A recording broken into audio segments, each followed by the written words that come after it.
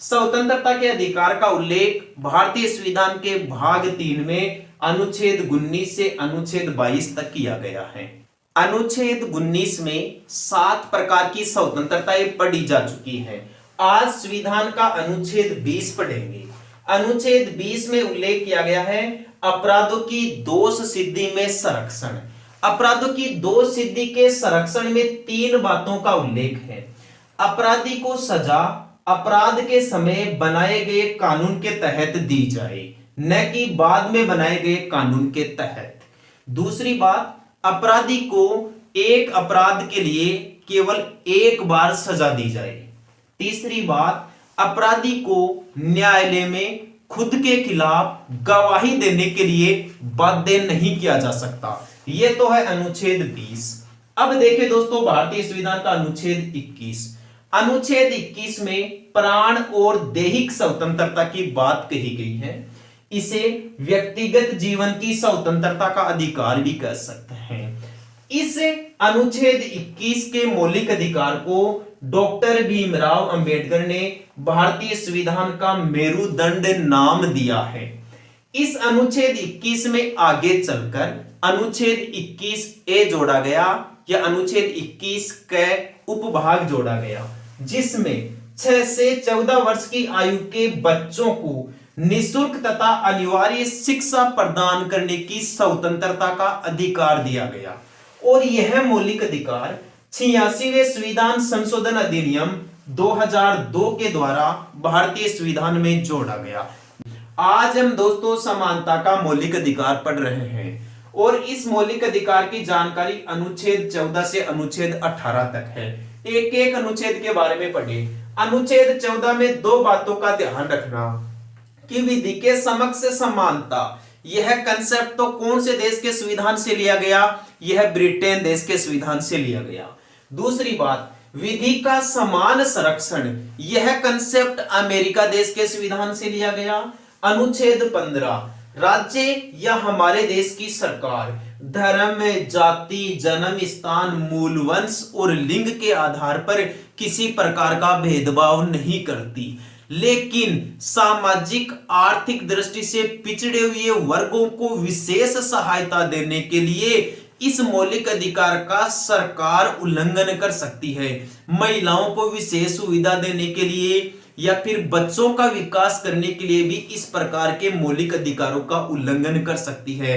और शैक्षणिक संस्थान में दोस्तों सरकार आरक्षण की व्यवस्था कर सकती है। आ गई बात समझ में? ठीक है। अनुच्छेद 16 में लिखी गई है बात की लोक नियोजन में सरकार सभी नागरिकों को समान अवसर प्रदान करेगी। अनुच्छेद 17 के अनुसार अस्पृश्यता और छुआछूत का अंत कर दिया गया और अस्पृश्यता निवारण अधिनियम 1957 में बना, जिसमें 1976 ईस्वी में संशोधन किया गया। अनुच्छेद 18 के अनुसार उपाधियों का अंत कर दिया गया, लेकिन आज भी सेना और विद्या से संबंधित उपाधियां दी जा सकती है, जैसे परमवीर चक्र, महावीर चक्र, पद्म पुरस्कार प्रदान करना। स्वतंत्रता के अधिकार का उल्लेख अनुच्छेद 19 से 22 तक किया गया है। अनुच्छेद 22 का नाम है गिरफ्तारी और निरोध में संरक्षण। गिरफ्तार किए हुए व्यक्ति को अनुच्छेद 22 के तहत 3 प्रकार की स्वतंत्रताएं दी गई है। एक तो उसे गिरफ्तार होने का कारण बताना होगा, भाई किस कारण से उसे गिरफ्तार किया जा रहा है। दूसरा, गिरफ्तार किए हुए व्यक्ति को अपनी पसंद के वकील से सलाह लेने की स्वतंत्रता होगी। तीसरी बात, यदि किसी भी व्यक्ति को गिरफ्तार किया जाता है तो उसे 24 घंटे के अंदर अंदर न्यायाधीश के समक्ष पेश करना होगा। भाई ये तीनों स्वतंत्रताएं किनको नहीं है?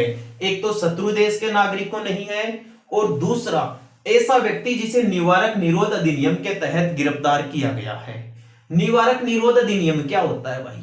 निवारक निरोध अधिनियम के तहत राष्ट्रीय सुरक्षा और राष्ट्रीय शांति व्यवस्था को ध्यान में रखते हुए किसी भी व्यक्ति को अपराध करने से पहले ही गिरफ्तार कर लिया जाता है और उसे लगभग 3 महीने तक बंदी बना के रखा जा सकता है। और निवारक निरोध अधिनियम बनाने की जो अनुमति है वो केंद्रीय विधानमंडल और राज्य विधानमंडल प्रदान करता है। भारत का प्रथम निवारक निरोध अधिनियम 26 जनवरी 1950 ईस्वी को बनाया गया, जिसे 1971 में समाप्त कर दिया गया। आगे चलकर मीसा बनाया गया, एनएसए बनाया गया, टाडा बनाया गया, पोटो बनाया गया। ठीक है दोस्तों, अब देखिए शोषण के विरुद्ध मौलिक अधिकार। शोषण के विरुद्ध मौलिक अधिकार का उल्लेख भारतीय संविधान के 2 अनुच्छेदों में है, एक तो अनुच्छेद 23 और एक अनुच्छेद 24। अनुच्छेद 23 के तहत ये 3 बातें प्रतिबंधित की गई है, एक तो मानव व्यापार करना, बेगार प्रथा करवाना और बाल श्रम करवाना। यदि ये तीनों कोई भी व्यक्ति करवाता है या ऐसा काम करता है तो उसे अनुच्छेद 23 के तहत शोषण के विरुद्ध अधिकारों में गैर कानूनी माना जाता है।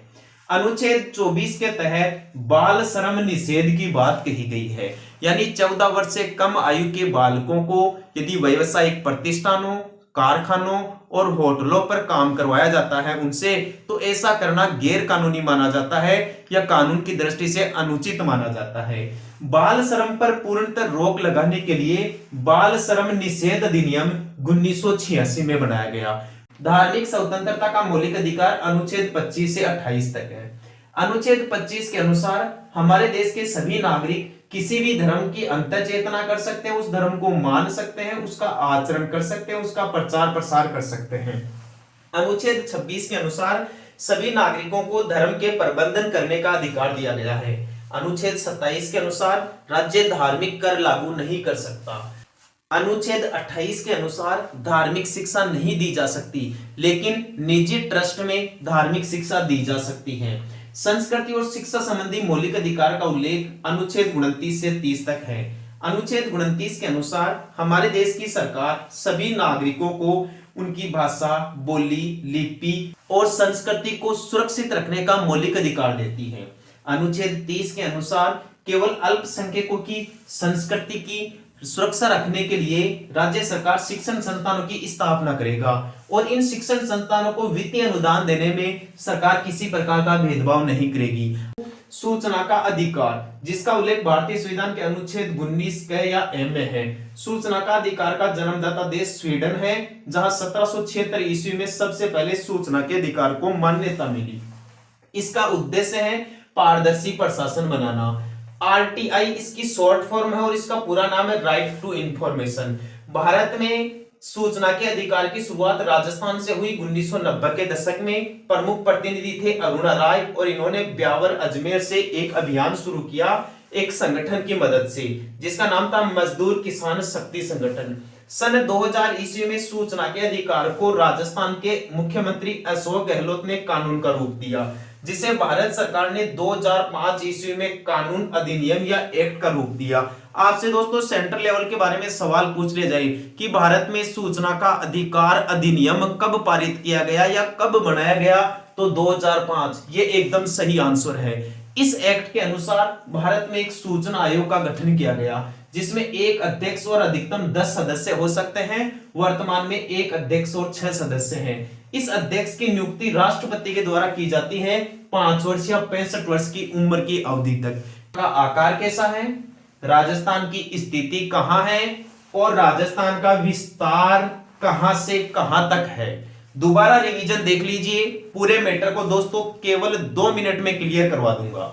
राजस्थान का मैप पढ़ रहे हैं, राजस्थान के मैप से संबंधित ये पहली वीडियो क्लास है। इसमें राजस्थान का आकार है पतंग के समान, इसलिए इसे पतंगाकार राज्य कहते हैं। ध्यान रखना, राजस्थान का पतंगाकार जिला टोंक है।